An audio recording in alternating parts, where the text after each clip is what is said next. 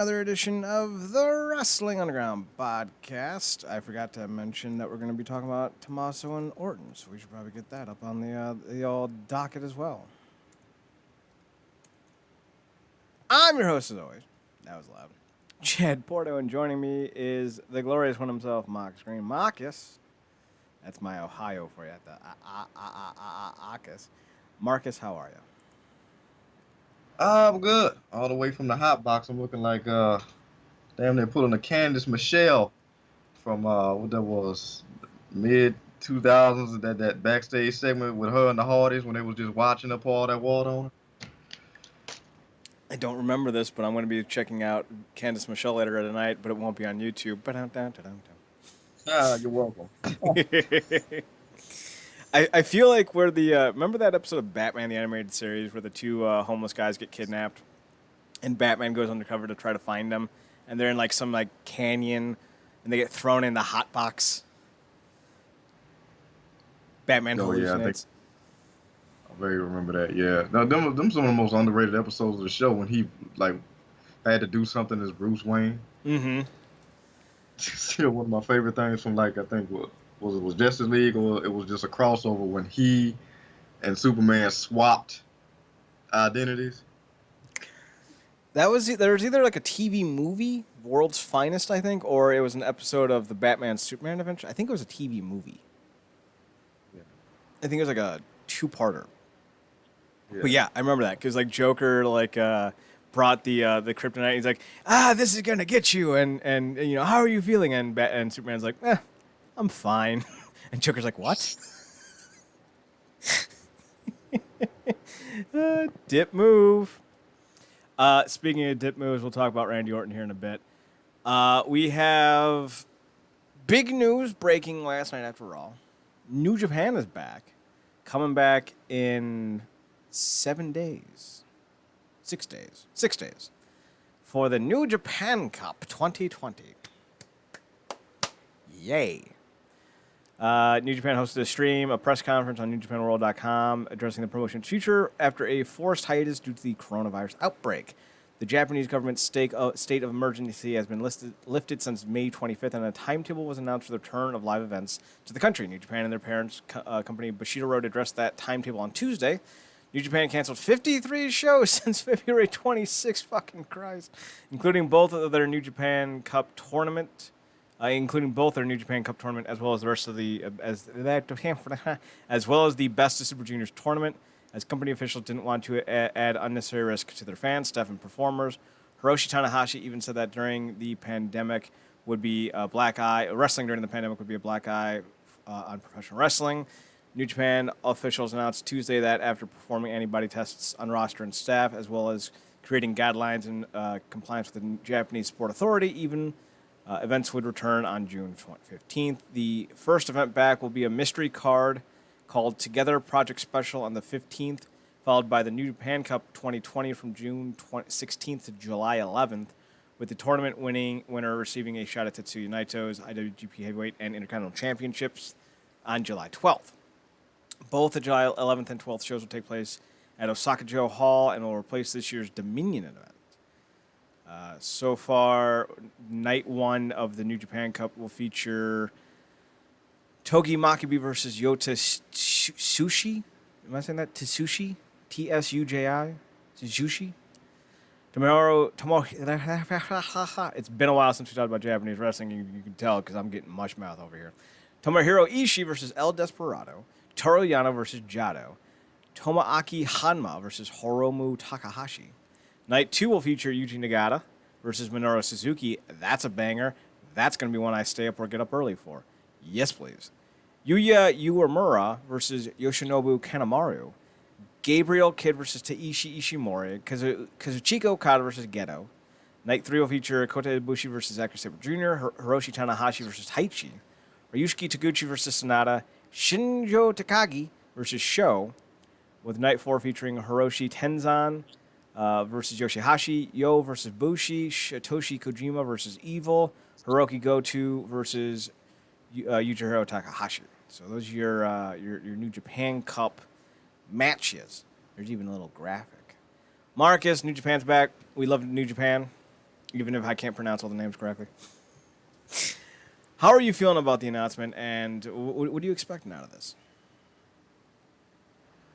I mean, I'm expecting even with everything going on. I expect. I mean, look, um, one thing this is afforded the New Japan roster is that they around this time of year it turns up because you coming off of.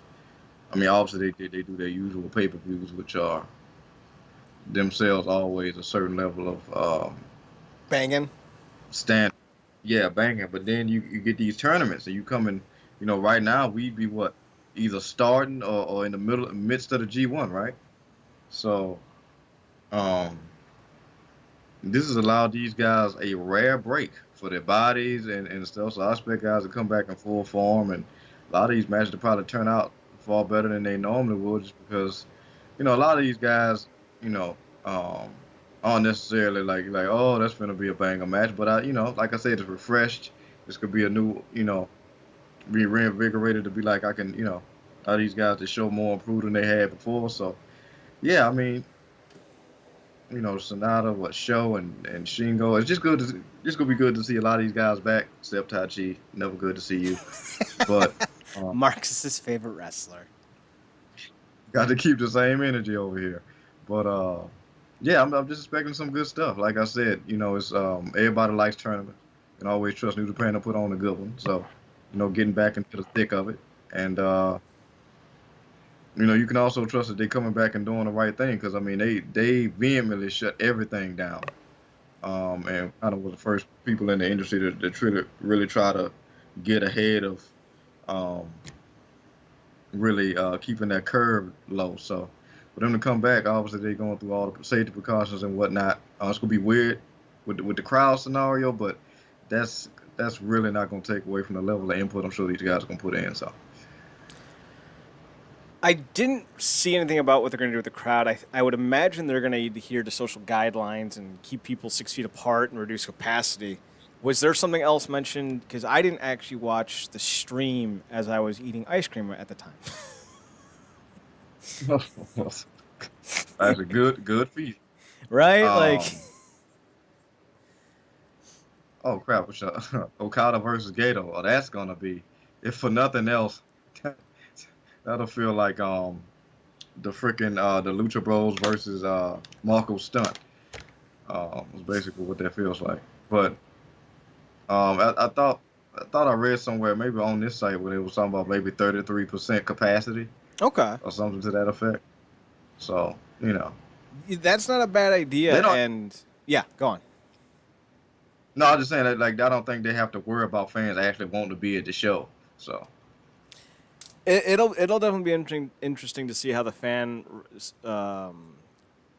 demand is for these shows, because the Japanese generally have a more strict set of internal desires than we do. They're not going to be protesting in the heights of a pandemic, screaming at people yeah. to let them get haircuts.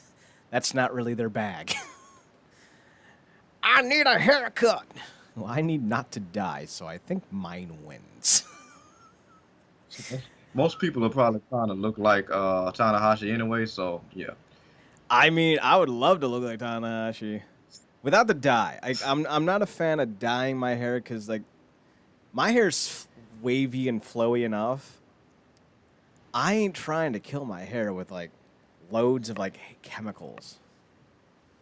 I mean, yeah, man. I mean, we talked about it. I mean, we love the girl, and I don't know exactly what all is going on with her hair, but I would imagine um, Akira Hogan that's a lot she goes through with that hair, So I guarantee her hair work is more expensive than her gear work. yeah, That looks like it takes a lot of maintenance. Unlike say yeah. Eddie Edwards, who perennially looks like he just finished eating a thing of pizza. Eddie, did you just finish a pizza? No, why? No reason, greasy. What? Nothing. Like when the like when the freshest thing about you aesthetically is your kendo stick, we got a problem. Right? Like you kind of reek sideways, my dude. You might want to get that corrected. I don't think Bosley can make you unsmell They can do a lot with your hair, but you gotta wash it. We're dicks. So I'm excited for this. My sleep schedule is going to make it very interesting. I may actually have to wake up in the morning and watch them on delay. Dun, dun, dun. Or maybe I'll just wake up at 5 in the morning and watch it anyway. Who knows? Hell, if it's this hot when the show comes around in 5 days, I know I'll be up at 5 in the morning anyway, because, like, how the fuck can you sleep through this humidity? I can't. It's impossible. It's the drizzling shits when you're just sitting there and you just damp. You can't do it. What's made it even worse is I'm trying to get my office back up and running, because it's a good place to just get a lot of work done. And it's poorly insulated. So when it's cold, it's really cold. And when it's hot, it's really hot. But I don't mind when it's cold. Like, I do very well in cold. Like, I'm the dude who walks out in the middle of a snowstorm in shorts and sandals and go, "Hey, how's it going, neighbor?" I'm good with snow. I'm same here. Like, I appreciate it cold mostly because it just quells nature, just how I like it. Mosquitoes can F off and all those other creatures. I was just about to say it fucks with all the bugs. Exactly, F all the bugs. But remember I heard this quote, like, you can always put more clothes on, you can never take enough off. You know, so Yep. It's crazy, and definitely keeping a bottle of water around them. So I have my 2004, 2005 Normandy High School orange see-through water jug in my hand as I speak. It's got my little Invader logo from my days as a student. I take this thing fucking everywhere. When I take my bike rides, I got to use my brand placement here. I got to use my TNA tote bag because this is like one of those water bottles that like goes oblong at the bottom, like it expands. So you can't just like put it into like a water bottle container and like carry it because it's awkwardly shaped. But I love it. I'll never get rid of it. And I was drinking out of it as you were talking about needing to drink out of a water bottle. So serendipitous. But speaking of a man who probably has never dealt with humid hair in his life, we're talking about BOOKHA T next. Book from his home country of Africa. In my home country of Africa. What'd you say, Cookie Monster? I both loathe and love Booker T's TNA run so much. what thou want with me? Like, did he just take my wallet? Oh, hell no!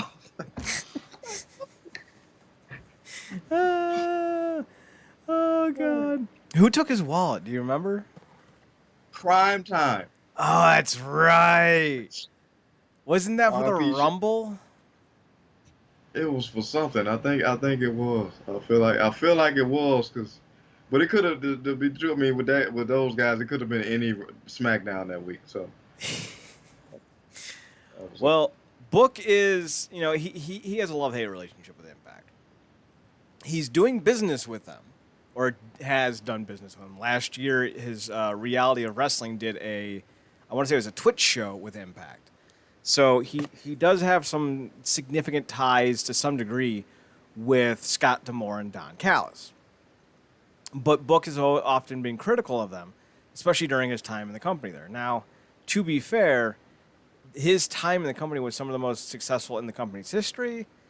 I don't really see what his problem is with it, but it's the next part that he was, that he took off for that was truly the worst. The Hogan era. Ugh. But Booker T is curious if the wrestling business will feel the heat from Impact Wrestling. On the latest episode of Hall of Fame with Booker T and Brad Gilmore, the two-time WWE Hall of Famer is interested in seeing where Impact Wrestling lands in the industry landscape, particularly with all the free agents available right now. Impact Wrestling is perhaps maybe back in the wrestling game real soon. They didn't leave, Book, but I get what you're trying to say. Maybe they're getting ready to make a play because I was just thinking with all the acquisitions out there right now, I'm wondering if this is the time now for Impact Wrestling to explode again. What? And get back in the game. I mean, my thing is financial wise. I don't know if these guys think enough about that. Well, I'm sorry. I guess I skipped something. Booker T also touched upon life of running the independent circuit and how just before the COVID-19 pandemic shut everything down, the choice of business was very profitable to wrestlers, not just financially but personally. So he goes on to say, I mean, my thing is financial wise. I don't know if these guys think enough about that because being out there on the independent scene, especially when things were hot and rolling, guys were able to make real good money out there and not work as much. Being able to write your own ticket, write your own schedule, whatnot, and that sometimes is okay for a lot of people. They don't have to be in the bright lights because for a lot of them, once you taste it, the taste may not be what you want it. You know what I mean? He also cites Jimmy Jacobs and Ronda Rousey examples. He also mentions the development and change of Sean Spears' persona and how that appears to be beneficial for the Perfect 10 turned Heartless. A lot of times, a lot of these guys, they go through stuff like this in order to find themselves, hey, I'm looking forward to seeing if TNA Impact can get back in the game. So, Marcus, we're getting some hints. We know it's not going to be a Rockstar spot. But we do know that it's going to be some people. Madison Rayne is hyping this up to be a big deal. Michael Elgin at the end of Impact, they're doing teasers now, kind of like Marvel movies, which I'm all for. Elgin was on the phone with someone from Canada, and he said, hey, us Canadians, we're team players, implying that the person he was talking to was Canadian. I don't know who got released who's Canadian. Like, off the top of my head, I would need to see a list. But there's also a scene in tonight's episode where Rohit Raju told Rhino, you should be asking me to be your tag team partner, not attacking me from behind because I'm the future. And Rhino looked at the camera and said, I already got a tag team partner, and he's got kids. Which is, of course, is Heath Slater's line. Oh, I love it. So there's a lot, and EC3 put out a video on Twitter, I think on Saturday or Friday, where he kind of took the Slammiversary promo package and put his own spin on it, complete with the entire video and his theme, really making it seem like he's coming home. I'm coming home, coming home. Tell the Twitters I'm coming home. I'm coming home. So as we get ready for Slammiversary, the question is, Marcus, do these names, do you think they're coming in? 2, do you think Impact needs them to come in, as Booker T implied, in order to get them back in the game, so to speak? One, I think it's very not only possible, but probably likely that they are coming in, and a lot of that has to do. Look, there was a time that, like early in this particular regime, where they almost got Jericho. Mm-hmm. Out of his own mouth, he said they almost got Jericho. So it's like the level of and I think both Don Callis and Scott D'Amore was like, look, man, when we first came here, we didn't know, we got ourselves in over our head, but I think it took time, and they've done a great job to rebuild the credibility of the brand back, obviously from a lot of the doldrums. And it's funny, hearing all the quotes from Booker T, and it's not often that I 100% agree with most of what he's saying. Mm-hmm. But he's right, and I mean, and to his credit, I can understand how he could very much doubt and come from a place of saying they're getting back in the game, because he was with them in a time where the incompetence of the regime made it very easy for somebody him to take advantage the way that he did. Mm-hmm. So, nobody's gonna lick a gift horse in the mouth, specifically when you coming off a grueling and very waning schedule of WWE. And not only are you getting a F ton of money for doing not that much, but it's also providing a level of comfort where you expand your personal life and make kids. So, obviously you ain't gonna complain too much about that, but yeah, I think it's highly possible. I mean, I don't see why EC3 wouldn't go back. It's the reason why he got picked to go back to WWE anyways, because he went and made a name for himself as Ethan Carter III. As far as Heath Slater, absolutely. He's just looking to branch out anywhere, really. And obviously we know we're not getting Spud.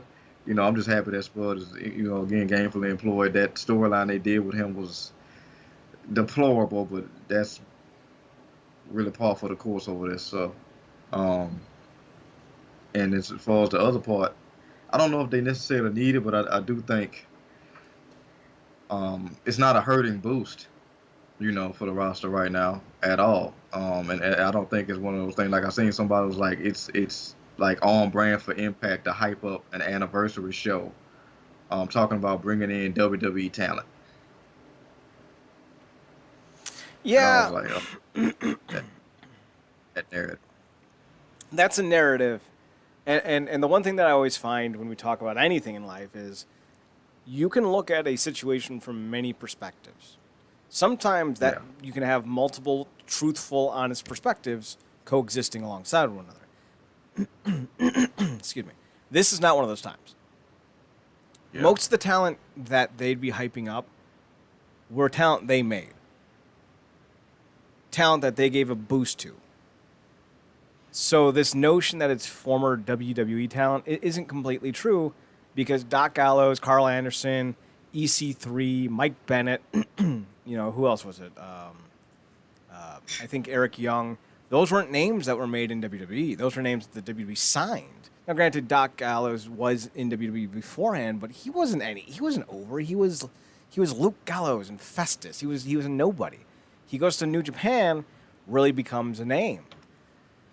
So that's a narrative that doesn't hold a lot of water. Now, granted, Rusev, Maria, and I forget who else was mentioned. Yeah, you have a case there, but not that strong yeah. of a Mike case. Bennett. Yeah. Um, yeah, like you said, yeah, Maria and stuff like that. But even then, they still got like it's crazy. Like length of time doesn't equal um like impact. No pun intended in terms of what you did with a character. She was a ditzy dum dum for what her almost the entire run in WWE. Um, and other names. I mean, when it comes to a lot of the most of the impact names that they brought in, they ran them into the ground. They Mm-hmm. didn't help these guys. Oh, they ran these. They didn't do anything with EC3. They didn't do anything with Eric Young. I mean, he had a little stuff with Sanity and the NXT, but that's almost like that never happened now, considering where he's at now. So, um, yeah, like I said, that narrative, just like, and this is a brief thing I saw on Twitter. One of these WWE flat scans tweeted freaking Brian Cage, "Yo, bro, why you still in Lacey Evans' moonsault?" I saw that. Oh, I Oh, saw that. oh, you freaking. Oh my God! This is what like I couldn't be at that. Like if I was a superstar, I wouldn't even acknowledge half these fools. Wouldn't even acknowledge them. Wouldn't do no meet and greets. I don't even want to meet this level of idiot. So, yeah, I don't think they necessarily need it, but it can't hurt. And I mean, look at what they've done with a lot of these talent, man. They like I said, this is a different regime entirely. They're letting a lot of these guys run and do what they do. The competent, consistent booking, which is not something we've had a lot of over a number of years. Yeah. Um, and it's we're not getting these backstage stories and these constant. Um, what's the I feel like this story was coming out every week. What's the attitude like backstage? What's the perception Oh, the morale. backstage of Yeah. like, oh God, it's so good not to hear a damn morale story with Impact. Um, so yeah, it's not like that, man. People are thriving. Like I said, that looking at that Impact that Knockouts roster is sick. Um, and yeah, they just growing talent. So you got Deanna Purrazzo coming in and stuff like that, and some of these talents may be looking to sign a maybe a short, long-term deal, if you will, if that makes any sense, or mid-long-term deal. So yeah, I think they're definitely about to get back in the game. I think, like you, we know they've been in the game, but just people don't want to acknowledge them because they, want to treat them like a red-headed stepchild off a past sentence. So Yeah. They really do, and it's utterly disappointing that that's the direction they want to go with. But you can't fix stupid markets. You gotta let them figure it out for themselves. It's like that Titus yeah, bit where Titus's father let him stick a fork in the light socket, and after he got electrocuted, his dad says to him, "You're not going to do that again, are you?" Sometimes you gotta let stupid be stupid. I think it's hilarious that Lacey Evans really tried to go up against Brian Cage because let's be honest, Lacey Evans is gonna get fired one day. She has no momentum at all with fans. If you piss off enough people by playing a gimmick, they'll remember that when it's time to see who's on the free agency wire. Lacey Evans would be wise to remember that. Don't piss off other companies because you ain't going to have a job there forever. Let's be honest about that. They fired longer running, more important, and better talents than her. Let's see, what's the narrative around? They say, don't come after a former, what she is, a former Marine. Mm-hmm. She served us, Chad. You don't get to disrespect her in the least. In fact, she's right there next to Nia Jax in terms of narrative importance for that division. But both of them are beneath Charlotte for obvious reasons. But, those two specifically deserve all the respect and hugs and ass kissery. Marcus, I used to work at Arby's. Bad jokes aside, I've served people too. Vastly different scenarios, granted. But the thing is, and listen, no disrespect intended to any former Marines or soldiers or what have you. Once you get into wrestling, it's a different beast. I'm not gonna, you were in armed forces or a Leo or an EMT, we're going to just look past you being shitty in the ring and just keep you around. No. Listen, that might work for Titus O'Neil. Being a good dude has kept him employed for a long time. But Lacey Evans ain't Titus O'Neil. Lacey Evans can't bring that type of brand recognition. Titus O'Neil is legitimately just an ambassador at this point for everything. Lacey Evans is... She says you're nasty, and it's not getting over, sweetheart. Yeah, it's not. I give her credit. I give her credit for knowing that she really didn't have a leg to stand on when it came to what he said. So she just went on ahead and kept it in character. Yep. Which endears these flat scans to her more, because it's like, oh yeah, you're nasty. Don't get slapped with the woman's right or whatever. So it's like, but she knows. It's like you can't. But it's like somebody coming after AJ Styles. You need to apologize to Michelle McCool at once, you redneck. So let's talk about the redneck real fast. So Bryan Danielson low-key dragged AJ Styles for being a racist. Oh man, what? No, CM Punk did. I'm sorry, CM Punk. My bad. Oh, okay. Bryan Danielson would never go there. What? It was Daniel who challenged him on the flat Earth thing, right? Yes. On Talking Smack, if I remember correctly. But yes, somebody said something like, it's weird that AJ Styles haven't said anything about, racism in America or anything like that. And CM Punk replied with, well, are you surprised? Or something to the effect of well, obviously, why would he? Or something to that effect. And I was like, whoa, CM Punk going hard on AJ Styles, man. Now listen, we don't have any misconceptions that Mr. AJ Styles is all about the white community. Especially the straight white community. I mean, he's from Georgia. Georgia's not exactly known for their racial harmony. I don't think AJ Styles is an out-and-out racist. Possibly prejudiced. Sure, I could see that. I mean, he sure does like the gay community. But for CM Punk to make it common and public knowledge, hot damn. Now, I don't know if Styles is racist. Because I would like to imagine that Daniels isn't. Daniels is doing a fucking trio with Scorpio Sky.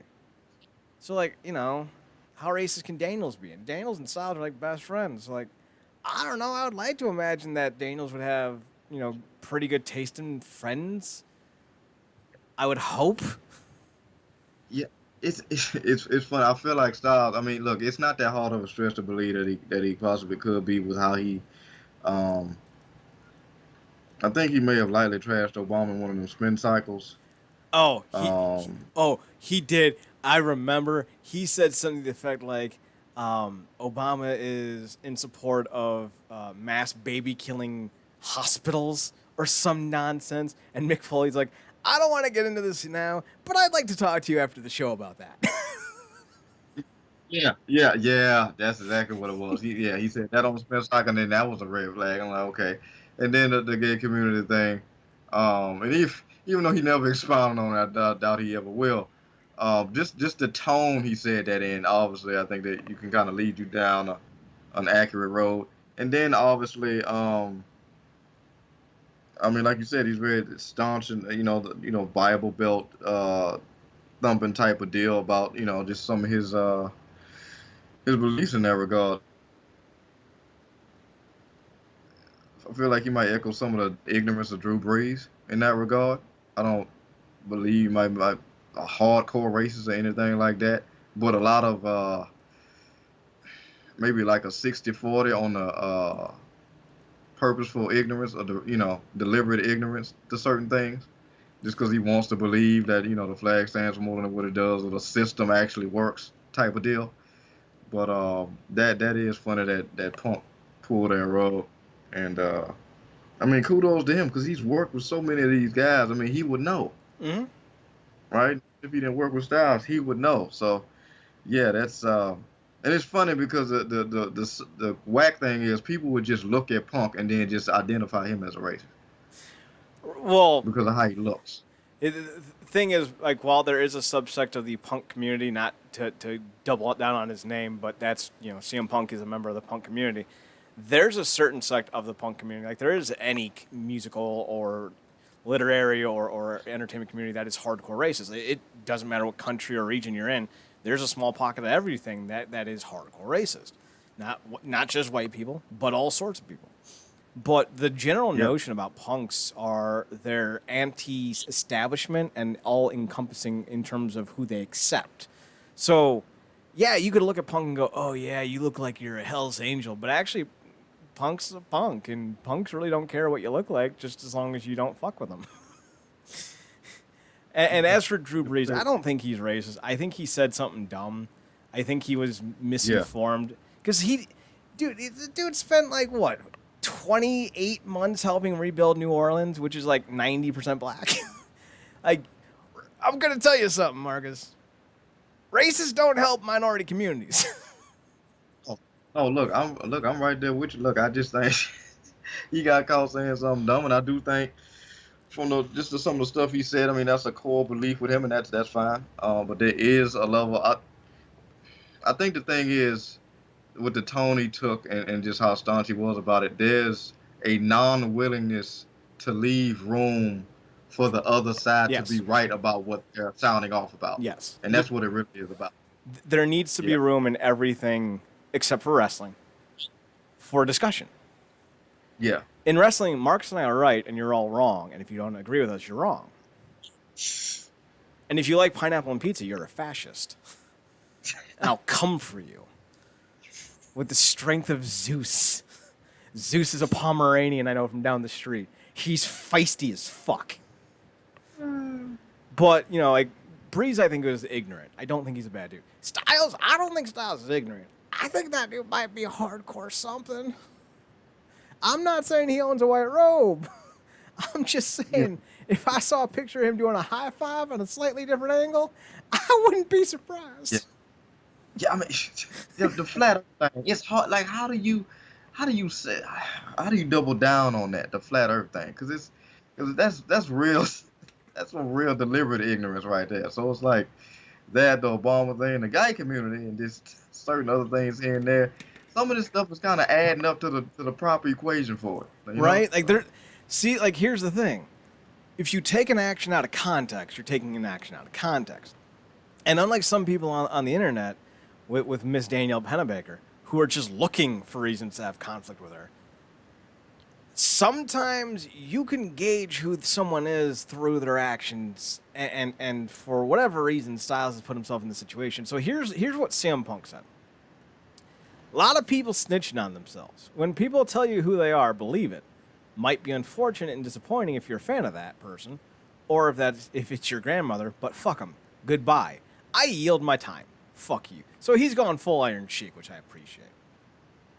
A fan replied with, right, silence speaks volumes. Seeing AJ Styles promote streams and shit, but couldn't be bothered to post anything, made it clear how he feels. That was a tough unfollow. Punk goes on to say, well, come on. That one has been obvious for years. That tweet has since been deleted. But then we go into the idea of cancel culture. And now we've talked about this before. There's got to be room for forgiveness and understanding, right? Like, you can't just write someone off forever, because that's just how you breed resentment. That's the whole point of what we're supposed to have in terms of a judicial system, is that you're supposed to be rehabbed as an individual, which they don't do, which is a huge problem.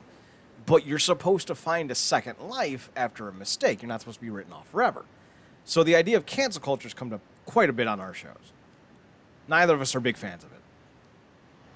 So a fan goes, cancel culture doesn't do anybody any good. We need to use this time to help people understand and change their outlooks rather than label and shun. Fair point. Tawdry McStrumpet, what a name. She replies, I think it's a she, consequences is the best teacher. We talked about the Titus bit where Titus puts a fork in the light socket and gets electrocuted. He figured out the consequence of that action. And CM Punk said, ooh, I like that. Punk also goes on to say to the cancel culture, I agree to an extent, some people you can't reach. And then finally, someone adds, I agree with some you can't, but often it's the way people try reaching out that is ineffective. Calling them an idiot or thick makes people switch off to the message. I'm all for challenging stuff, but some stuff you see on social media isn't going to build bridges. And Punk agrees, saying, well, no, social media is a dumpster fire. And we finally agreed on the universal topic. Twitter is a dumpster fire. Yeah, it's given every like I said, flat scan network and butt hugger. Butt hugger, an opinion and an avenue to think their opinion matters. But another thing about this whole thing, and I've seen this a lot specifically in the black community too, with a lot of these black celebrities. And I get it, because somebody calls themselves an influencer because they're popular and they put up videos and talk about stuff. A lot of times, people asking these people to speak out, you really don't want to hear from these people on these subjects, man. Some of these people are not emotionally or intellectually equipped to put out what you want to hear from them.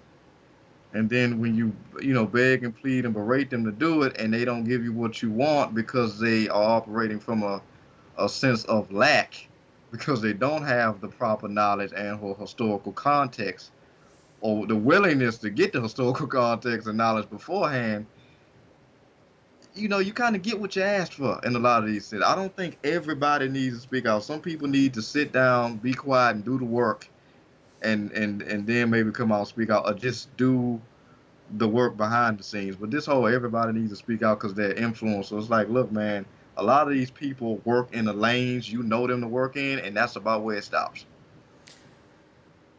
There's also a tremendous responsibility to make sure, if you do speak out, to speak out in a way that is both effective and earnest and without diluting the message. And I think that's part of the problem. People want to know who to like. We've gotten to that point as a culture that we want to know who's on whose side. I don't know if that's the right way to go about things, but that's where we are. Now, yeah. I've never made it, at all shy that I'm not a fan of the, racism that goes on in this world. I trash certain companies quite religiously for their inability to do things that is appropriate in a sense. For me, all I really wanted to do was, I tweeted that photo of Remember the Titans to you.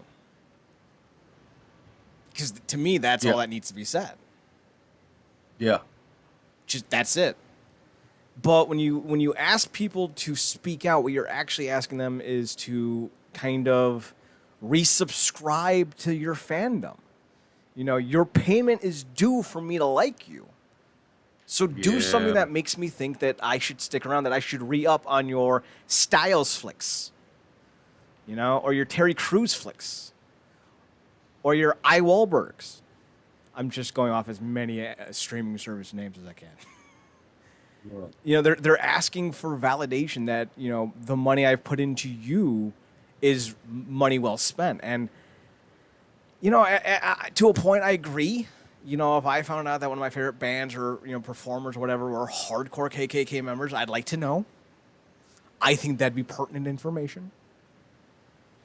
But a lot of people are going to the extent where if someone says something that is tawdry or inappropriate, not even racist, just inappropriate, you know, like with the Stokely Hathaway, not Stokely Hathaway, god damn it, that's a completely different human being.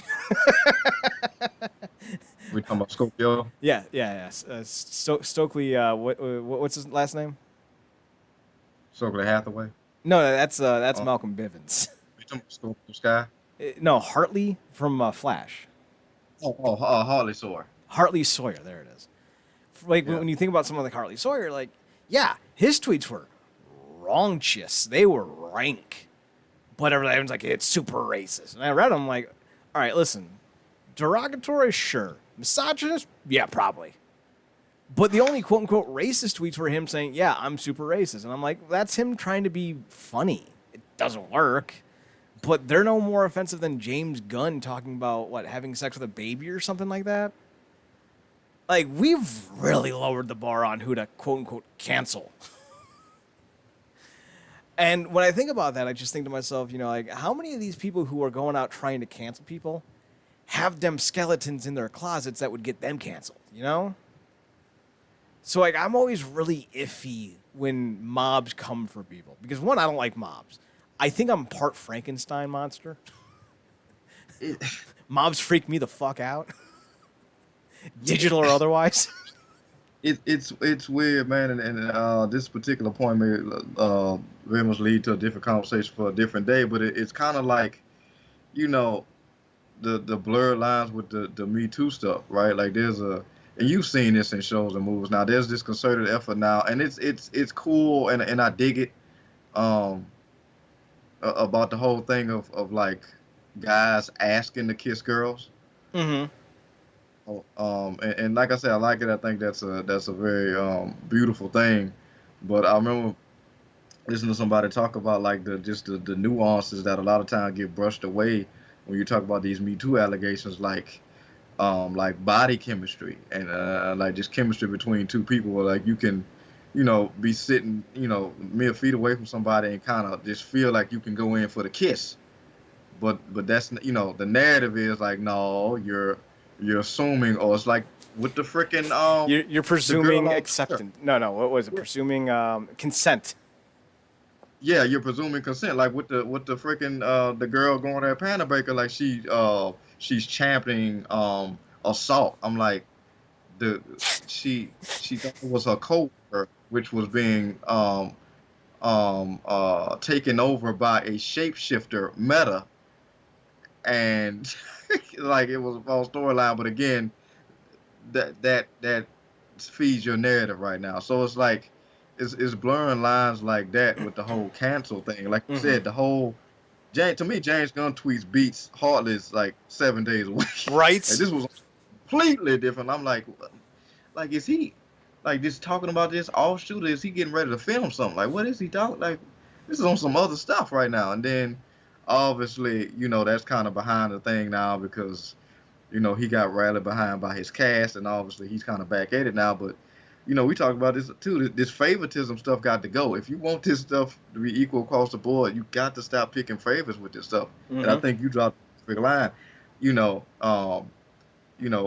Time is due on my like you payment. Yeah.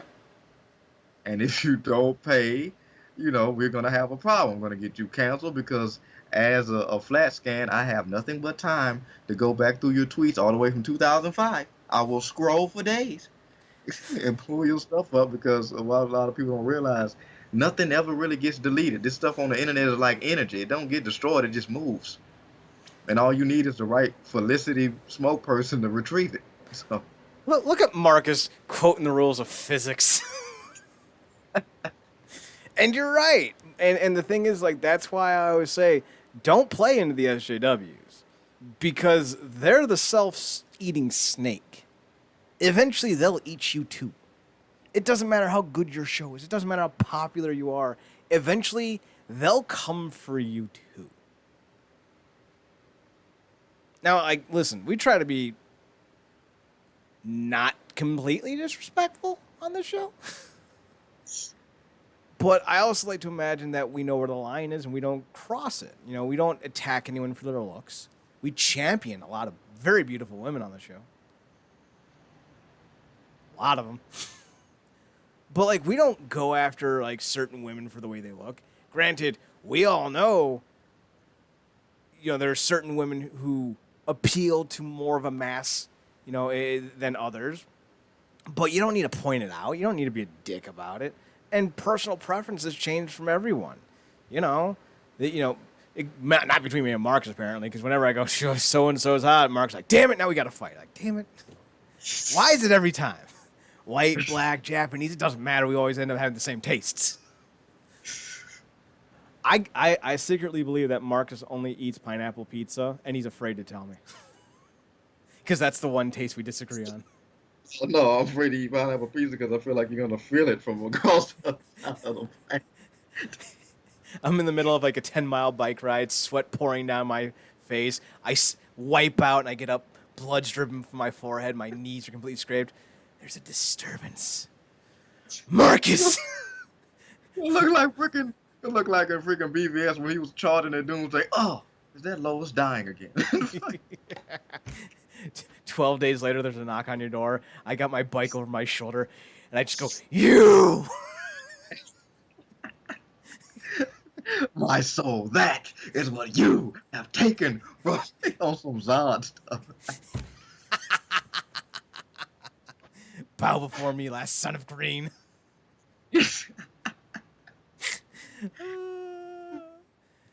I think the general rule of thumb, though, is try to be understanding and try to come at people with respect, because that's the one thing I think we miss in this world right now is respect. And I think that's one of the reasons why a lot of wrestling fans really are involved and almost infantilize Japanese wrestling culture, because it's built on respect and not like the cringy 80s carry my bag, buy me beer, buy me Coke wrestling respect. And I'm using quotes for that one. But there's a general sense of respect for each other, a general sense of empathy. You know, when New Japan, you know, went to the Japanese government, what was it, Parliament, Congress? I don't know what they have. That's my ignorance right there on display. I'm sorry. But when they went there, they was like, you know, we're fine and we'll be fine. But like All Japan, Noah, you know, not Wrestle Underground, 0-1, you know, all these other promotions, they're going to need help. And we're asking the Japanese government to help them. You're not going to see that in America, because the idea of respect and honor is completely different here. And I wish it wasn't. I wish people would learn the understanding of the boy who cried wolf parable, that your word is the only thing you have, and the minute you lose it, you lose all credibility. But that's not where we're at. Maybe one day we will be. I hope. But until that day, we're kind of in this situation where too many people are looking to win, and not enough people are looking to get better. And I think that's where a lot of narrative shifts end up falling apart. Be it, you know, the first round of Black Lives Matter, or, you know, Occupy Wall Street, or to the even cringier extent of the, what were they called, the Tea Partiers. Eventually, all these movements end up eating themselves because they don't have a shared belief system in what's right and what's wrong. I hope that changes this time around. I do. I really do. Because I think reform is a necessary thing, but I don't think it's going to happen. Yeah, I feel like that's where the energy is being geared towards now. For the people who are out there protesting and trying to move right with everything that's going on right now.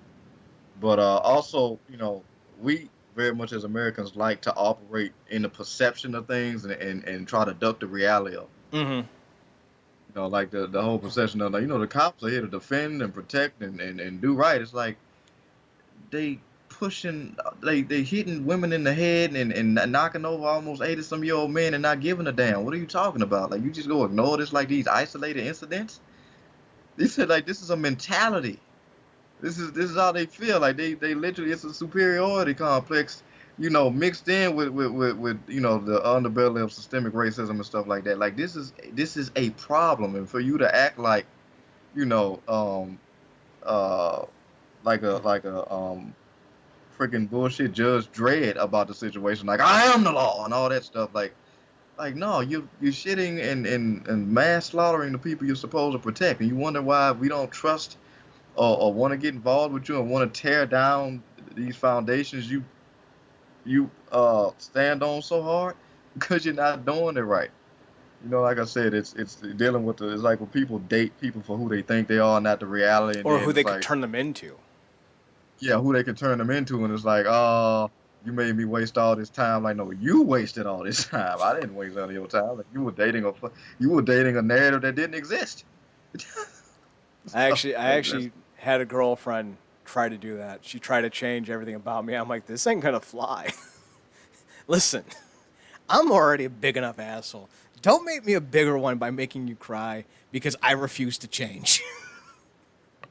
Eventually, that's gonna be on you. And you're right. You know, if we as a society really did believe in the things that we speak about, you know I believe in things I say. I'm very much a man of my word. At least I try to be as often as possible. If more people were like that, I think we would have a much better system in hand. You know, and that's the thing. Like the systems are oftentimes blamed for the people. You know, a building can't be racist, but a person can, and I feel like that's what's happening right now. And I don't even know if it's completely racist so much as you touched on it, an abuse of power, because this kind of shit happens all the time to all different sorts of people, and it needs to change because, you know me. I used to, I went to school for law enforcement. I went to school for law. I love the idea of the law because I think the law can really be an effective and useful and honest tool because it is just unbound by restrictions and if it's used properly. But it's not used properly across the board. From police to judges to everywhere in between, it's often abused because people put emotions into something that is emotionless. And I do not understand why that is. So it's kind of one of those things where we as a society need to get back on track to the ideas of believing in principles and morals. That's not to say that certain lifestyles or certain ideas need to go out the window, but the idea of doing right, being good, treating people fairly, those are lost concepts. Forgiveness, we need to get all those back. I don't know how we do it. Maybe we got to chase down that fucking leprechaun from Lucky Charms, beat him out of it. Yeah. Bitch, you gave us marshmallows, but what we really want is dignity, respect, and honesty. So fucking come on. We hunting you down, motherfucker. Those too are magically delicious for the soul. Exactly. We need a soul cleansing. We need a soul enema. Sounds messy. Our country needs to be saged. Period. Just light some sage and like waft it around like New York City, like just doing some saging. This Don't mind me. Dr. Manhattan just going around the country just saging it. Oh, goddamn. So yeah, CM Punk called out AJ Styles. I mean, come on. AJ Styles is some pretty arrogant bullshit. Ignorant bullshit, not arrogant. Although he's probably arrogant too. It's kind of funny, you know? It's kind of funny. But this isn't anything new. We all know who he voted for. We all know who he's always voted for. And listen, one of the things I'm impressed by is the number of Republicans coming out who are decent people like Mitt Romney. Like Marcus, I've never been a bigger Mitt Romney fan than I have been in 2020. Dude's marching with Black Lives Matters in Utah. All 4 black people. Because Utah is white as fuck. But like when you see that, it's like, man, that's really cool. Then you got a Cheeto fucking championing conspiracy theories, and you're like, that's really fucked up. Yeah, tear gas some people and then getting the photo op in there and running in the bunker, and then it's like I said like a couple weeks back, like it's bad when Homelander seems like a better candidate at this point. Well, we know that Homelander was fucked with. He might be a better candidate, pre getting fucked with. Yeah, specifically with a kid now, because now he has to, actually get at that emotion towards someone, which I guess we'll see how well that goes soon. But, it's not gonna go well. I don't know anything about the second season, but I'm telling you, just if season was any indication, it's not gonna go well. Hashtag pray for the butcher. Hashtag pray for the kid. He's already killed one baby. This is true. Like I don't even know people talk about that. By the way, like that baby was gone. That baby's KFC'd, man. It's rotisserie fried baby. James Gunn's favorite.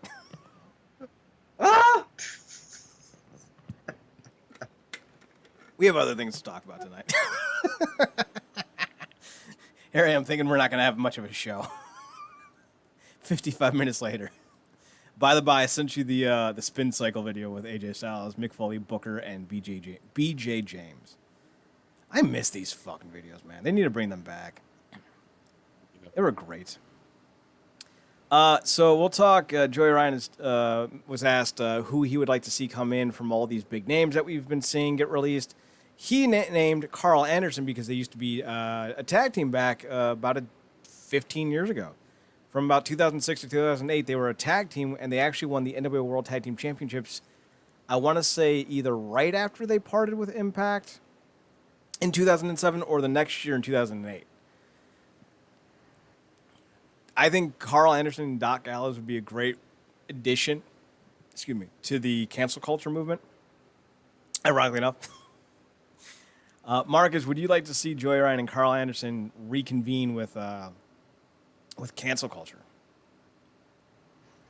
Yeah, it's hard for me to champion anything involving Joey Ryan, but this cancel culture thing, and I gotta get caught up on Impact. But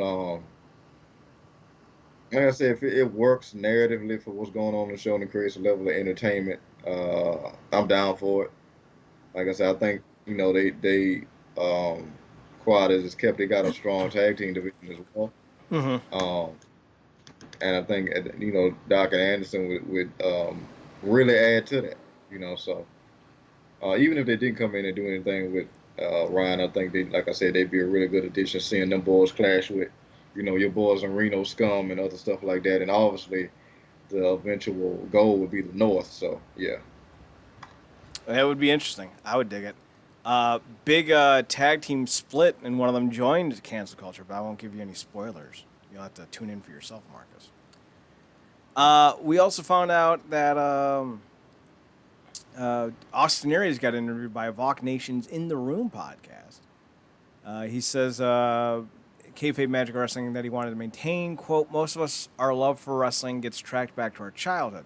The wrestling I grew up with was the NWA. I grew up watching The Horsemen and Dusty, Tony Schiavone. That, for me, will always be wrestling. That, for me, will always be captivated my attention.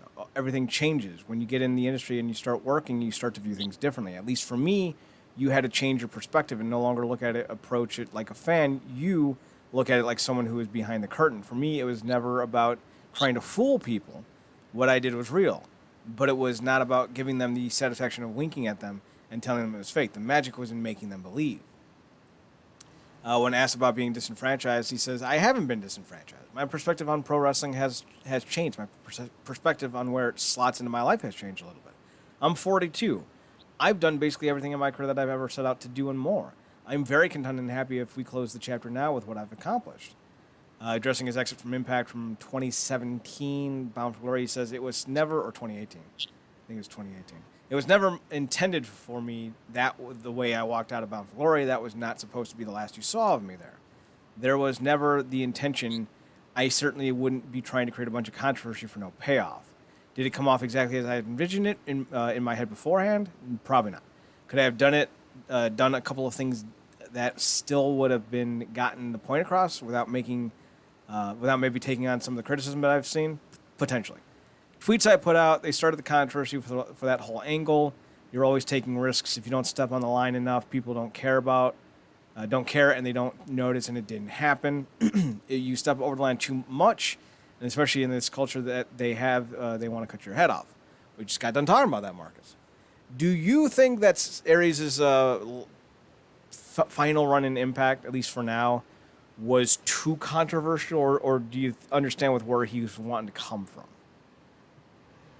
I get it. And for whatever reason, whether it happened, something happened contractually. I think he kind of spoke on something to that regard a while back as well. I mean, look, he was doing some good stuff. Like I said, I think me and you both agreed on it. He was bringing out or trying to bring out some fire in Johnny Impact that we just really gotten ever, it felt like. So, I think Aries is an asset, but he very much kind of like Eli Drake had a very specific mentality when it came to the way things should go and how the business and things should be presented. And maybe those things didn't always align with the direction the company wanted to go in, or who he was in the ring with, whether it be what happened with Johnny and Ty or whatnot. But his exit was very awkward, to say the least. It was very awkward, and I mean, it's good to hear. I mean, obviously hindsight is always crystal clear, so it's good to hear. Even at his age, he's still being introspective about things. Like you said, the place in which wrestling has in his life has shifted. Mm-hmm. So it's cool to see him kind of look back on things and actually say and see that he could have done things better. Because a lot of guys will just be tripling down at this point. But it will be cool to see maybe him come back and kind of scrub that off his ledger and kind of have a better last hurrah, if you will, because he did. I mean, that's really when I came to like Austin Aries was that first run he had. When he ran through the X division up until the first presentation option C, when he finally beat Rude for the title. So I mean, he's done some really great stuff, but sometimes um, we talked about this too. He could be his own worst enemy. So you know, cool to see him kind of be introspective about that. Yeah, that first big run of his was impressive. Ironically, that was his third run overall. He's been fired from Impact a lot. He got fired in '05, or was it '05, or was it early 2006? And then he got brought back and he got fired in '07. And then he got fired again, or his contract ran out in 2015, I think. Then he came back and his contract ran out again. That dude is just fucking, just all fucking all over the place. I still miss Austin Starr. Oh, what a gimmick. Oh, that would have been fantastic. Would have been fantastic. Speaking of fantastic, MLW announced today that they had reached a deal with the streaming. They had reached a streaming deal with DAZN. Terms of the deal were not disclosed. The DAZN deal does not affect MLW's weekly Fusion show on BN Sports, which will continue to air every Saturday, according to the report by PW Insider. Episodes of MLW Fusion, as well as the recent Opera Cup events, are already available on DAZN. PW Insider noted that MLW will air weekly as part of DAZN's regular programming, and that DAZN will carry some MLW live events when they resume running live shows. While DAZN and WWE reached a multi-year agreement in 2017 to air Raw and SmackDown on the service in Japan with Japanese commentary, MLW has become the first professional wrestling company to stream on the platform in the U.S. MLW Fusion is continuing to air on YouTube for now. However, it was noted that it is unlikely to continue as the monetization on YouTube has been poor. So this is big news for MLW. Hopefully the deal is good enough that it makes sense financially. That was one of the things that was always hurting Impact when it was TNA, was that Dixie Carter was so desperate for any type of major recognition that she often took bad deals. And I've always heard that the Fox Sports Network deal wasn't bad, but their pay-per-view contract was. And that was one of the things that hampered Impact for a long time, which is why you were seeing all those awful one-night-only shows that were being made, was so they could meet the pay-per-view demands, not just domestically, but internationally as well, because they were starting to become a strain on the financials. That was like their biggest loss, was pay-per-views that they had to do. So hearing that they went with MLW, that MLW went with DAZN is a good thing, hopefully, but it'll be interesting to see how good it is for the company long term, and if they're going to need to have a paywall set up for MLW Fusion, because I don't know how many people are going to keep watching Fusion if they got to pay the full price for DAZN. I think like monthly it's like $30, but like for like 6 months it's like $25. Like they're trying to get you to sign up long term. So like it's a lot cheaper to just do the 6-month package, because you'll pay $5 less or $10 less than what you'd be paying a month. But you're locked into that contract for 6 months or so. So it's actually a really, it's a good deal to do 6 months, but, I don't know how many people are going to go from their YouTube channel to DAZN to continue watching the series. So, hopefully financially the deal's real good, because they might lose a portion of their audience. Marcus, what's your thoughts on DAZN and MLW coming to an agreement of sorts? Do you have anything that you want to add to that? I like the elevation. I mean, obviously, much like the NWA, I would imagine the goal is to move to elevate. to maybe a more broader platform. Even though YouTube, people readily probably watch more YouTube than they do TV these days. Um, but I think the crux of it, and this sticks to your point, people like what they're used to. Mm-hmm. And right now they're used to getting MLW. It's a thing, like like how you watch it. It's consistent, and convenient. And if that kind of disrupts those two things, because people like consistency, they like convenience. Um, Certainly in this day and age. So if those two things are disrupted, like you said, it might not be because the product goes down in any way, but the people just they like to be fed how they like to be fed. So that could be a dip, and like you said, in the fan thing. And then hopefully they can manage to kind of calculate for that and maybe provide some incentives. Um, Kind of like I guess how people doing these days, the supplement income, like with Patreon and stuff like that. Mm-hmm. But other than that, man, I mean, you got to kind of leave room for that, because even WWE like left their pay-per-views. Um, Vince dropped his pay-per-view scenario to put everything into those numbers they initially projected. So um, you always got to calculate for these L's, because like I said, people just like what they're used to, and the minute you disrupt that, they kind of pitch a fit. So I think that's interesting because there's rumors that Vince wants to go back to pay-per-views. So if they do, what's that going to look like?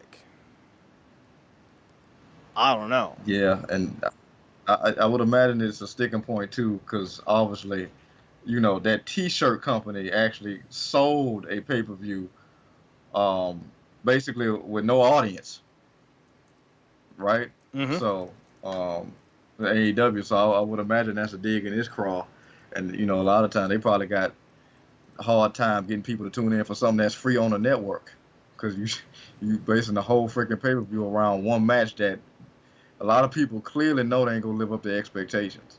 So. Yeah, I know. I, for one, have no desire to tune into anything free on the WWE Network. No, thank you. I haven't been on DAZN in a while. I bought 2 fights or so a year ago, but I would like to see what it looks like after the show. I'm probably going to go on DAZN's website and see if you can access MLW for free, because if so, okay, cool. But if it's behind a paywall, hopefully people are paying for it. Well, I wasn't a Yeah. fan of Court Bauer in WWE, and his writing was terrible and his ideas sucked. I do think that his second run with the company has been fantastic. Reviving it was a great move, and I love the weighted systems that they use, because they have a heavyweight, a middleweight, and an open weight.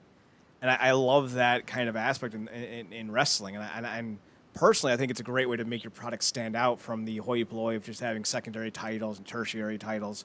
Just have 5 titles, have them all be weighted, and have each champion be as valuable as the next. I think that's the way to go, at least for MLW.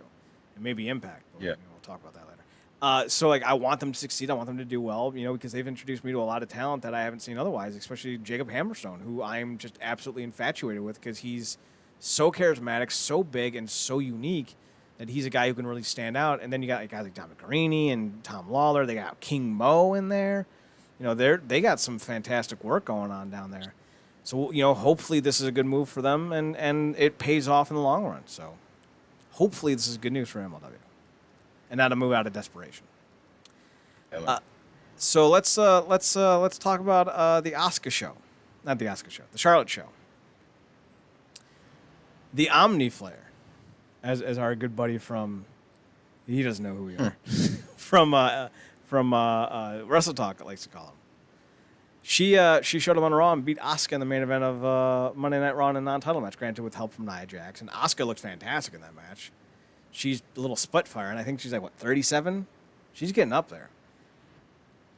Yeah. Are you as over Charlotte as I am in regards to her being everywhere and being shoved down our throats? She's 38. Asuka is a champ. Yeah. I mean, look, man. We see. I mean, it's currently in New Japan, so many of those guys are over the perceived limit of how we view wrestlers over here, for whatever reason. But they very much age in a way that still allows them to be able to take the veracity of the sport, specifically, and this even more so in New Japan because they don't do no kiddie matches in New Japan. Even when Omega actually wrestled a kid, it wasn't a kiddie match. Well, that was So where was that? DDT. yeah, But yeah, yeah, I think it yeah, was. I know what you mean. They are Yeah, a furious bunch of folks over there. yeah. So but yeah, I was she was overexposed to me before this actual stint of blatant overexposure. Like this whole she has to be in every little like they literally threw her into Becky and Ronda. We Yeah. didn't we never got the actual proper program with them because they just had to have Charlotte. Like she's the golden child, and I think I saw someone here like, should I not want to be um really involved with everything? Like, no, I mean that's everybody's want. It's nothing to do with you. Is we clearly know it's the company shoving you down our throats, but it's yeah, I'm just 100% over it. I know how good she is, but it's not worth. I mean, I think one of the benefits for Becky getting pregnant is, the fondness makes the distance makes the heart grow fonder. She was Mm-hmm. being overexposed. She was suffering from the same thing. We see Sasha Banks every week, but she could be doing far more than she is. I think she's found a unique spot, and I'm pretty sure she's happy to be doing what she's doing with Baylor. But she obviously can be doing more. But yeah, Charlotte is just it's done, man. Like she needs to take a break for real. It's nauseating, and the fact that clearly what they tried to do with the whole putting the NXT thing on her failed is a clear indicator. But in their mind, it was probably everything except their idea. In Charlotte, it was everybody else. Because it's Mm-hmm. always everybody else. Because if Vince thought if it was Vince's idea, it was golden until the person he gave it to effed it up. So Yeah. It's the unfortunate situation of the WWE culture. They rely on a select few people because they've done such a piss poor job of building everyone else up. This is the issue with Vince McMahon. He wants a small group of people he can control because that way yeah, he will always have the power and he'll always have sycophants. And I found it can't have fun. any more Raw. Yeah, yeah. And I found it funny, Marcus, that the Nazi fucker took a knee for social justice.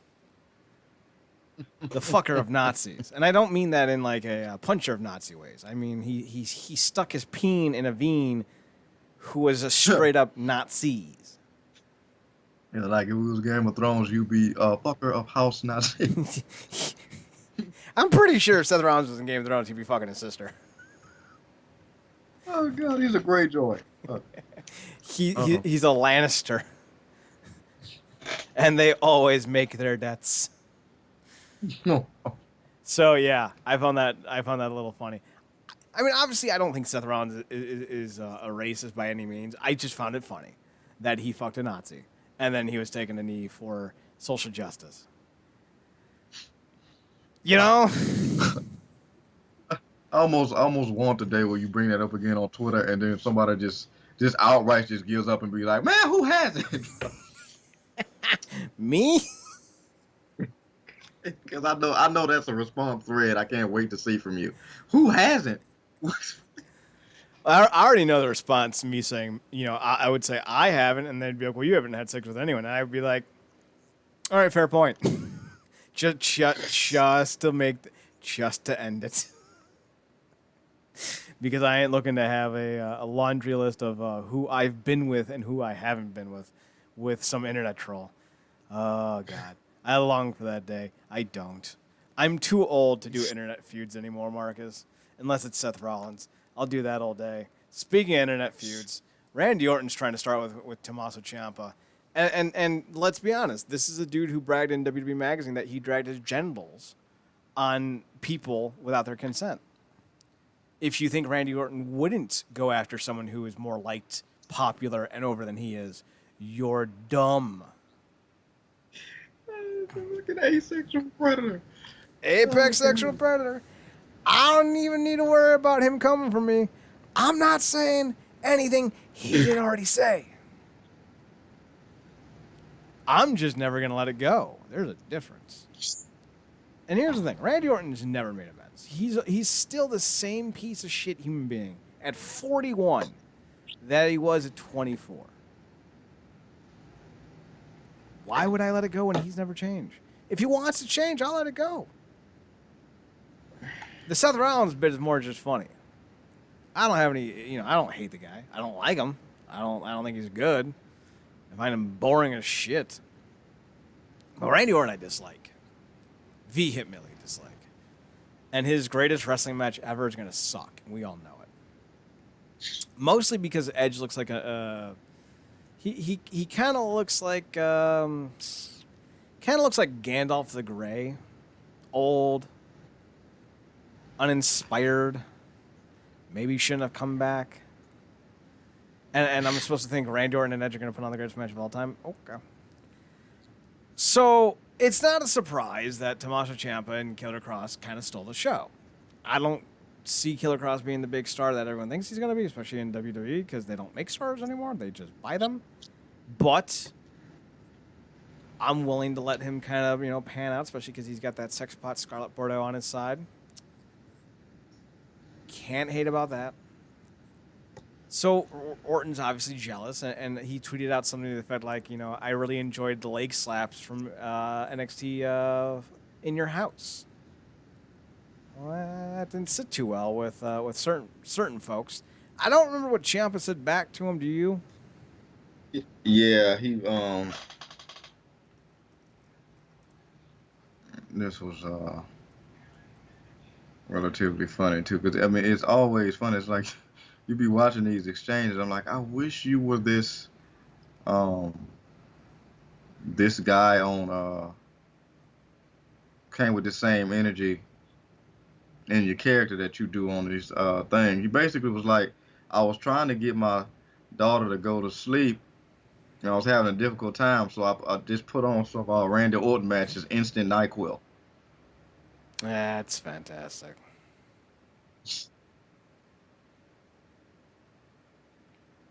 So Randy Orton replies with, looks like I hurt the feelings of the self-appointed locker room leader of a wrestling school.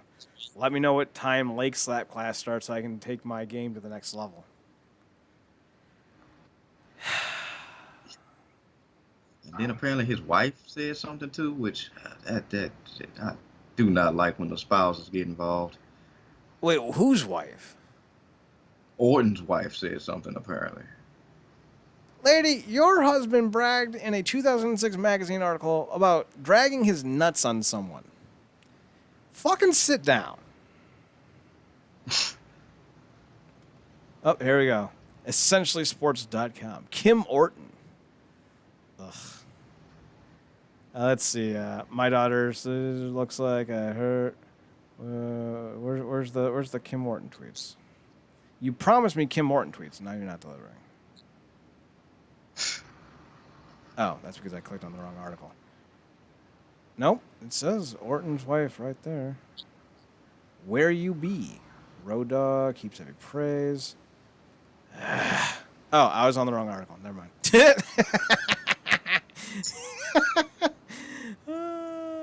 Let's see. Where's the tweets?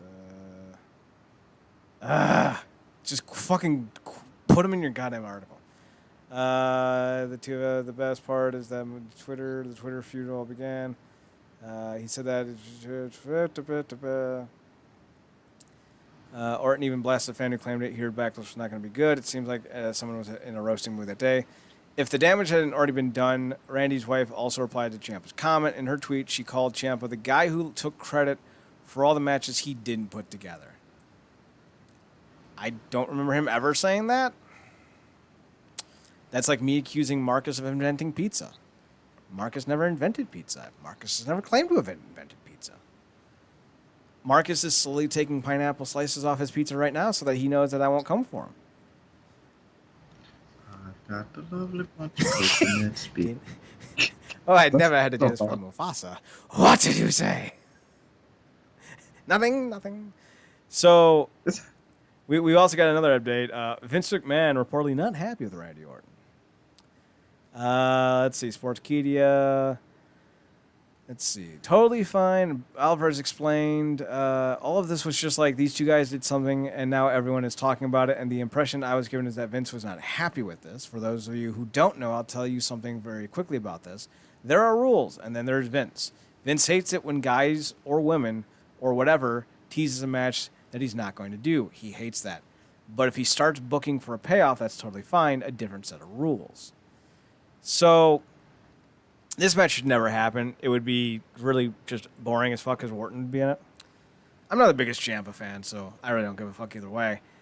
I don't know, man. I don't understand why people still like Orton. I think it's that, that counterculture, embrace the meme kind of fan base. Like Orton represents the disenfranchised, super right-leaning kind of individuals. Like I'm sure that dude has said some nasty things about a certain non-white president. I can't prove it. I'm just thinking he probably did. Yeah, I think he also dropped the N-word on a Twitch game stream. Oh, he definitely did that. Yeah, and I mean, like the crapping in the back. Just he doesn't have the healthiest of historical context when it comes to his character. And ironically enough, he readily admitted that obviously he's not copping to the asexual predator part of it all, or the apex sexual predator of it all. But yeah, I mean, I guess a lot of people just attached to him because he's been there since, 2003, 2002 or whatever. 2000. They've grown. Yeah, that long. They constantly been told by Jubble that he's if you Jubble. You make Michael Jubble that you make you cast the wrestler out of clay, and build and then they get caught up in the RKO out of nowhere of it all. So people attach to certain aspects of people and just they ride it out. And they also probably feel like you said, Orton's just in a lot of ways a rebel type of guy that doesn't conform or whatever. And it's like, okay, all right. I mean, to me, he was more exciting when he was, back in his Legend Killer days when he was really a douche tool. And he's still a douche tool, except now he has more to lose because he has the family and whatnot. But he's still every bit of that a-hole is just more honed, if you will. So, yeah, but the match is trash. And as far as Vince, clearly he's just doing this with his higher ups in terms of talent, because those kind of exchanges happen all the time. It's just not what talent Vince actually gives a damn about, or probably even knows still. You're not off base. Did you ever hear the story about Brian Myers or Kurt Hawkins and Zack Ryder when they were at the Edgeheads? Did you ever hear this story? No. They're being billed as twins, right? They're the Edgeheads. They're brothers. Vince found out that they weren't really brothers and threw a gasket, apparently, demanding to know why they were being billed as brothers when they're not. And no one really had an answer because, the Bashams were brothers, the Undertaker and Kane were brothers, Edge and Christian were brothers. There's the Holly cousins weren't really cousins. The Guns weren't really brothers. So, like, there's a history of wrestling brothers not being real brothers, but apparently Zack Ryder and Kurt Hawkins, that's a no-no. So that's why they ended up dropping the names Brian and Brett Majors. At least I think it was the Majors, the Hawkins Ryder group tag team that story was about. It just kind of goes to show you that Vince McMahon is fucking terrible at his job. He always has been, and he gets lucky that he has so much money to lay back on. He's so sometime. I guess the Usos should count themselves lucky that it's 100% clear that they're brothers.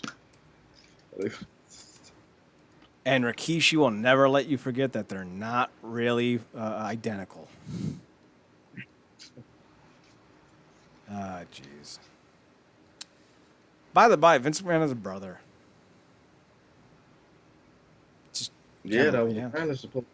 That apparently was supposed to appear on screen when he blew up.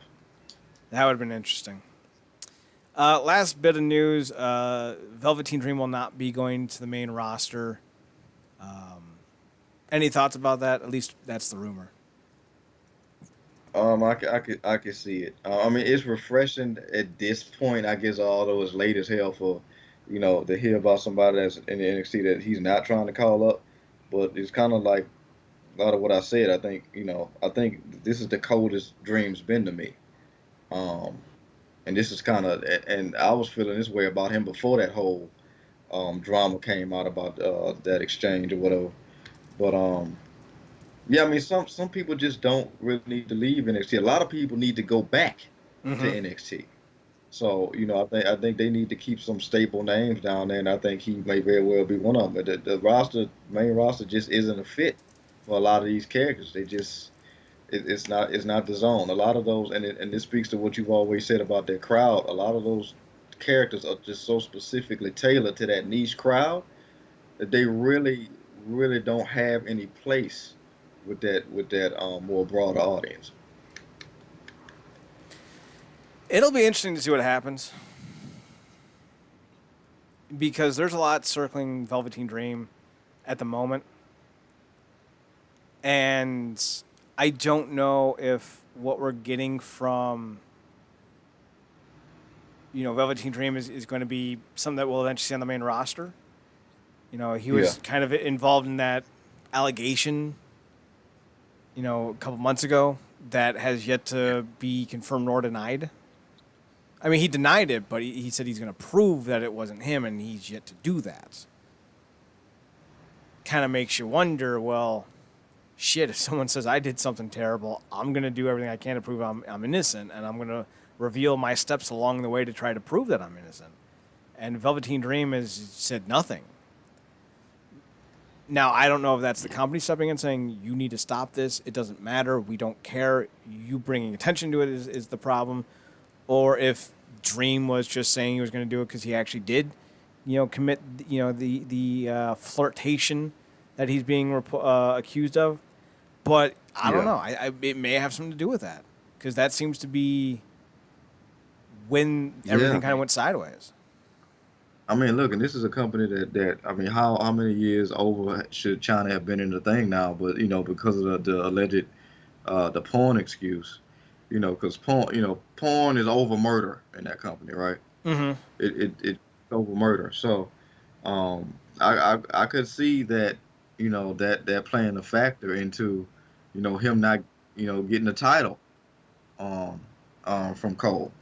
Because Cole's basically been in probably NXT a lot longer than people would have imagined he was. But he may be another one of those names that needs to remain down there. But you would think that Dream was getting in a position to take it, and that might have had something to do with the reason why they not dropped it on him, or that he could just be in um, the same zone as Bianca Belair, and I guess there's a coincidence that that's another black talent. But that zone, like I told you the other day, like, oh, this guy's just better always getting right there and never getting the chip. So, um, but that could very well have something to do with it. And like you said, he could either be working to prove it or letting broader drama kind of set his stuff under the radar. But then, when you got people on Twitter, a lot of these suckers who really do no due diligence to find out the real, and anytime something comes up, it's like, uh-oh, here comes the Velva I like Teen Dream. Like, That's pretty solid. it's always gonna get brought back up, man. And sadly enough, even if he, proved his innocence, it still get brought back up because people only want to believe what they want. So, Mm-hmm. you know, And that's the unfortunate nature of the beast that we're involved in. But you know, you got to be extremely careful. Just kind of how it is in this life. It's unfortunate, but it's true. So, with all that being said, I got nothing else to talk about. We've been on for nearly 2 hours, hour and a half, yeah. 90 minutes. Marcus, is there anything else you want to bring up? Nope. All right. Marcus and I will be back on the air on Thursday. We're going to be talking the next 5 editions, I think, 5 issues of Why the Last Man. It's the next Mm-hmm. arc. So, however many books are in the next arc, that's what we're doing. Zach will be joining us. We're also going to be talking about the Hartley Hathaway or Hathaway, Hartley, Stokely, something or other. The guy who played Dibney, the elongated man. We're going to be talking about that drama. Grant Gustin really did his coworkers no service, like kowtowing, in my opinion. Boy, we going to get to Granty boy. We're also going to be talking about some fans really want to drag Daniel Pennebaker into retirement for some reason. That's weird. Brian Michael Bendis is done with Superman. Too bad he ruined the book. We'll talk about that.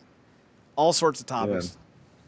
Yeah, don't forget we still gonna be doing a new episode of Stargirl, so you know. Yeah, episode 4 of Stargirl. I haven't watched it yet. I might watch that tonight. It's going to be interesting. Tomorrow, well, actually, by the way, Thursday, 9 o'clock, twitch.tv/Comic and GameCorp. Listen to us, record it live. Comic and GameCorp on Twitch. Check us out. Then on Wednesday, or prior on Wednesday, Zach and I will be on. We'll be doing another recording of Making an Impact right here on twitch.tv/WrestlingUnderground. Of course, both podcasts will be uploaded to the website, realnerdcorp.com, as well as on Podbean at realnerdcorp.podbean.com. And you can also listen to us on Spotify and iTunes by searching for NerdCorp. Look for the monkey. He's the symbol. He'll let you know you're on the right path. You can also download Podbean to your mobile device. Search for us on there as well. Real NerdCorp on Podbean's mobile device. We're also on YouTube, and YouTube again for both the Comic and GameCorp YouTube channels as well as the Wrestling Underground YouTube channels. Marcus's personal stuff, you can find him on Twitter at ParadoxKid, ParadoxKid. That's the kid. You can also find him on his other podcast, The True Penny Show, on Twitter at True Penny Show, TruePennyShow. And you can find me on Twitter at Chad NerdCorp, ChadNei. Wait, that's not right. ChadNerdCorp. I was thinking about the three-eyed fish because that's now my new photo. Started spelling fish. That wasn't going to turn out well. So that's ChadNerdCorp. Also on Instagram at Chad's Photo Hut, ChadSPHOTOHUT. Marcus, I am the three-eyed fish catch of the internet. Seriously, that's how I feel sometimes. Like, I'll be going good with a girl for a little while, and then all of a sudden something will happen. I'll be like, yep, if we're talking about internet catches, I'm definitely the three-eyed Simpson fish. Just how it is. Just how it is. Let's see. Did I forget anything? No, I think you covered it all. All right. Then with all that being said, we're done for the night. Thanks for tuning in. Thanks for checking us out. Thanks for giving us a chance. I've been your host, Chad Porto, and saying goodnight with Marcus Green. We'll talk to you guys another day, and I fucked up the outro. Marcus, shake us home. Good night, me.